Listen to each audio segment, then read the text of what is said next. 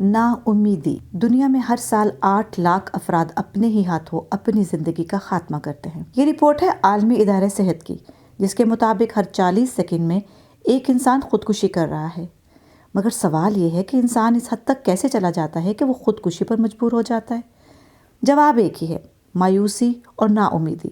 خودکشی پر تحقیق کے بعد یہ بات معلوم ہوئی کہ اس فعل کے مرتکب ہونے والے شخص کا جو بھی مسئلہ ہوتا ہے وہ سب سے پہلے اس کی امید پر حملہ آور ہوتا ہے، امید کو نا امیدی میں بدلتا ہے اور پھر آہستہ آہستہ اس کو بھڑکاتا رہتا ہے، یہاں تک کہ اس کے ارد گرد مایوسیوں کے اندھیرے چھا جاتے ہیں، اس کو زندگی میں کوئی امید نظر نہیں آتی اور بالآخر وہ اپنی جان لے لیتا ہے۔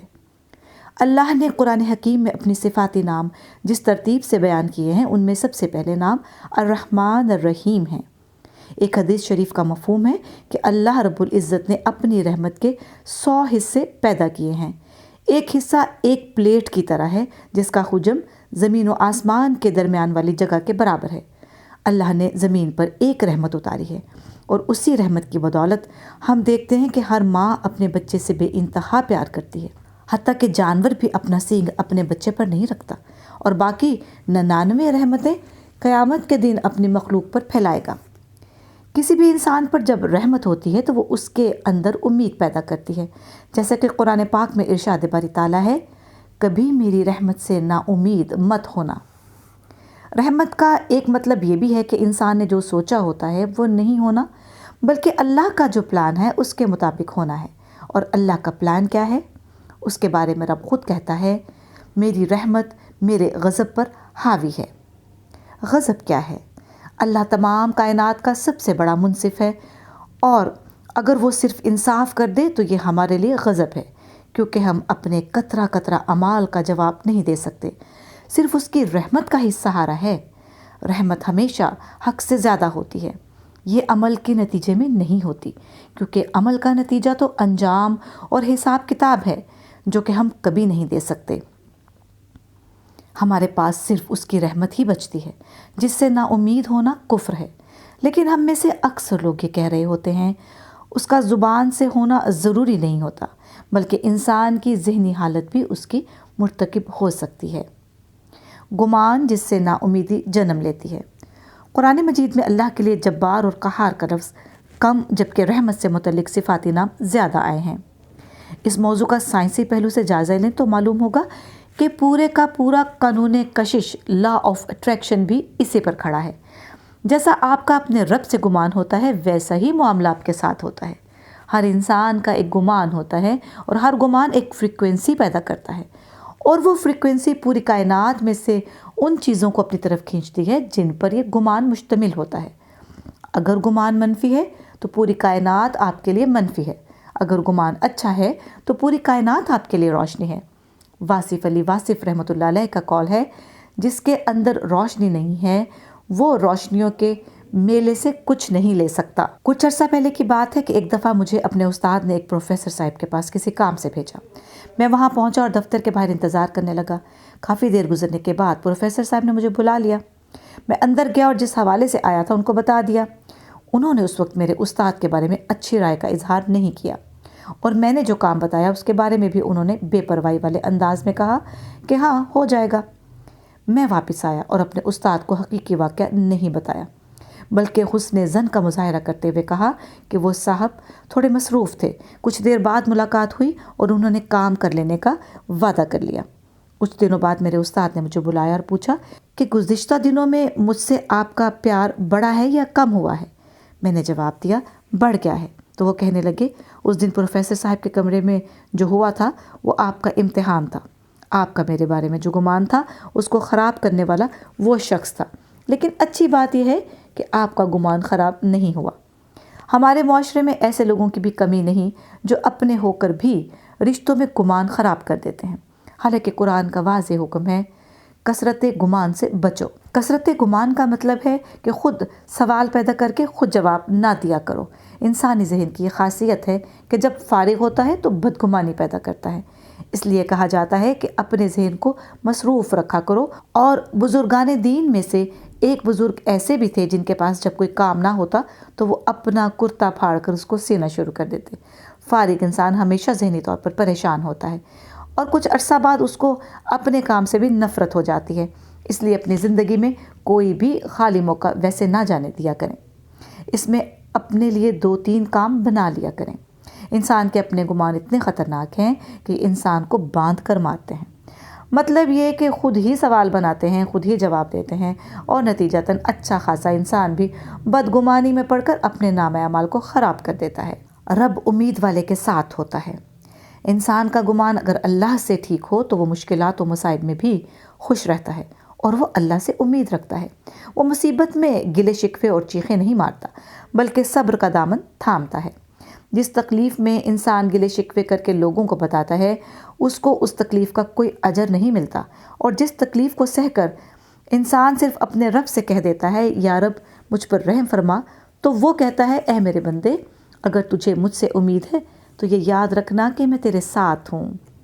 انسان مصیبت میں کہتا ہے سمجھ نہیں آ رہا کہ میں کہاں پھنس گیا ہوں۔ رب کہتا ہے جب تجھے کچھ سمجھ نہ آئے تو صبر کر لے، کچھ وقت بعد میں آپ کو اس کا معنی بتا دوں گا۔ صبر کا مطلب ہی یہ ہے کہ انسان واقعات و حادثات کے معنی کا انتظار کرے۔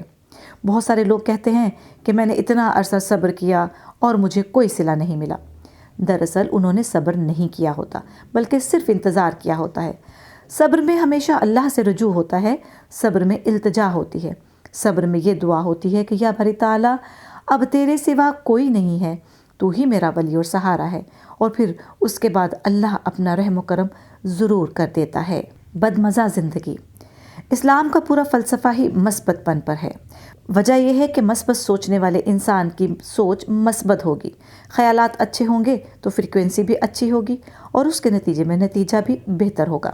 جب بھی انسان کا گمان خراب ہوتا ہے تو اس کی پہلی نشانی یہ ہوتی ہے کہ اس کی زندگی کا ذائقہ ختم ہو جاتا ہے۔ وہ اپنی حاصل شدہ نعمتوں سے بھی خوشی حاصل نہیں کر سکتا، وہ بچوں کی معصومیت کو انجوائے نہیں کر سکتا، اور اگر اس کے پاس وہ سب کچھ موجود ہو جس کا ایک عام انسان صرف خواب دیکھ سکتا ہے تو وہ پھر بھی اس کو انجوائے نہیں کر سکتا۔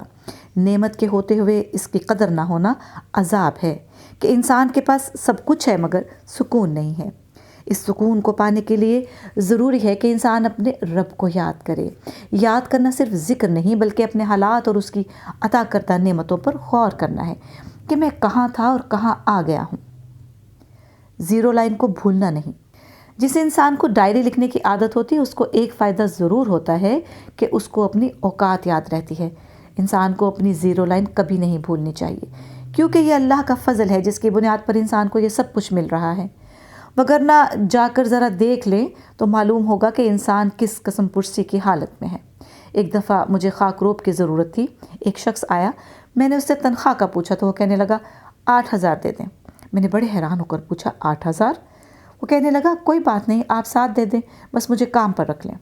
اس کی یہ لاچارگی دیکھ کر میں نے خدا کا لاکھ لاکھ شکر ادا کیا، کیونکہ 8,000 روپے ماہانہ کی آج کے دور میں کیا حیثیت ہے۔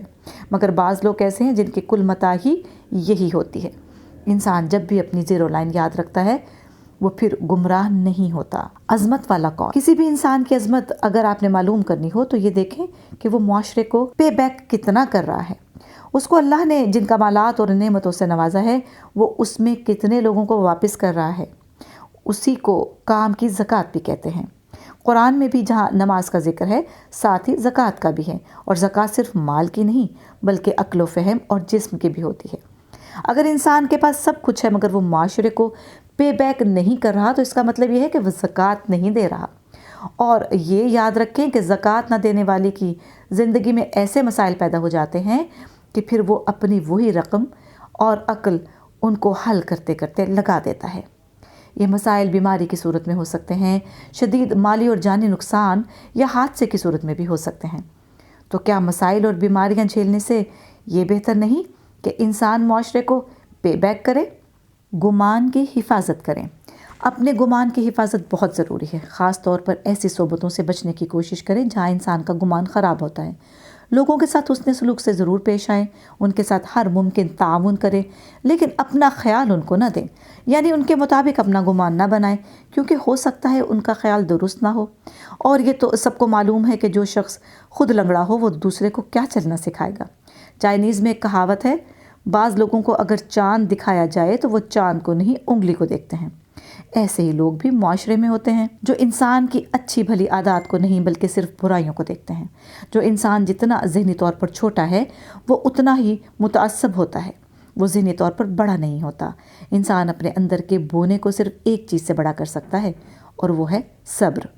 وہ بونا بڑا ہو جائے تو پھر انسان ساری چیزوں کو صرف ایک زاویے سے نہیں سوچتا۔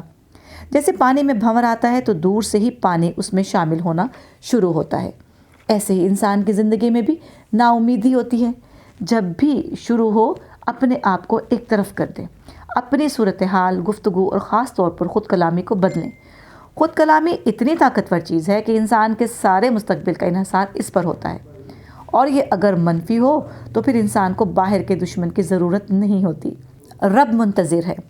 بدگمانی اور نا امیدی انسان کو اللہ کی رحمت سے دور کرتی ہے، اور انسان کا سب سے خطرناک نقصان یہ ہے کہ جس میں انسان کو شعور ہی نہ ہو کہ میرا نقصان ہو رہا ہے۔ اس لیے خود کو اس لاشعوری نقصان سے بچانا ہے اور رب کی رحمت کے سائے تلے آنا ہے کہ وہ تو کب کا اپنے بندے کے ایک آنسو، ایک سسکی اور ایک صدا کا منتظر ہے، اور بس بہانہ ڈھونڈ رہا ہے۔ جیسے ہی یہ بہانہ ملتا ہے وہ اپنی رحمت کے دروازے کھول دیتا ہے۔ پھر انسان کو نہ مایوسیاں ڈراتی ہیں اور نہ ہی وہ گمان کی بھول بھلائیوں میں بھٹک کر اپنی آخرت خراب کر